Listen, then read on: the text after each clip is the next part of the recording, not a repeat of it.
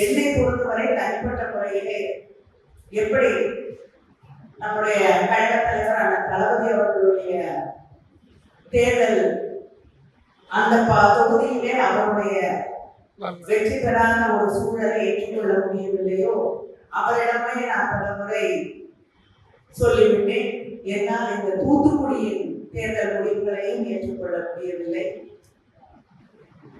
கீதா இவன் அவர்களோடு ஒரு தெருவுக்குள் சென்றால் அங்கே இருக்கக்கூடியவர்களை பேர் சொல்லி அழைக்கக்கூடிய அளவிற்கு மக்களோடு பரிச்சயமான ஒருவர் தான் நம்முடைய கீதா தீபன் மாவட்ட செயலாளரின் செயலாளர் அவர்கள்.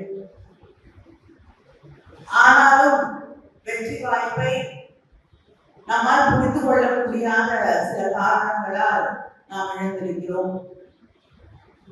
ஆனால் அதையெல்லாம் தாண்டி இன்று மறுபடியும் நம்முடைய வெற்றிக்காக இன்றிலிருந்து தொடங்கி பாடுபட வேண்டிய ஒரு நிலையிலே நாம் இருந்து கொண்டிருக்கிறோம். அடுத்து வரக்கூடிய உள்ளாட்சி தேர்தல்களாக இருக்கட்டும், நாடாளுமன்ற தேர்தல்களாக இருக்கட்டும், இதற்கு இடையிலே சட்டமன்ற தேர்தல் வரலாம்.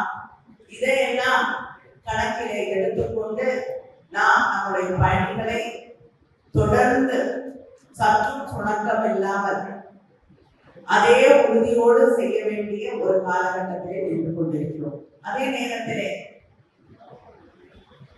யாரும் எதிர்பார்க்காத இந்த தோல்வி என்று சொல்லும் பொழுது ஏன் அந்த தோல்வியை நாம் எதிர்பார்க்கவில்லை, எது கள நிலவரத்தை நமக்கு புரியாமல் செய்துவிட்டது என்ற கேள்விகளுக்கு பதில் தேட வேண்டிய அந்த நிலையிலே நாம் நின்று கொண்டிருக்கிறோம்.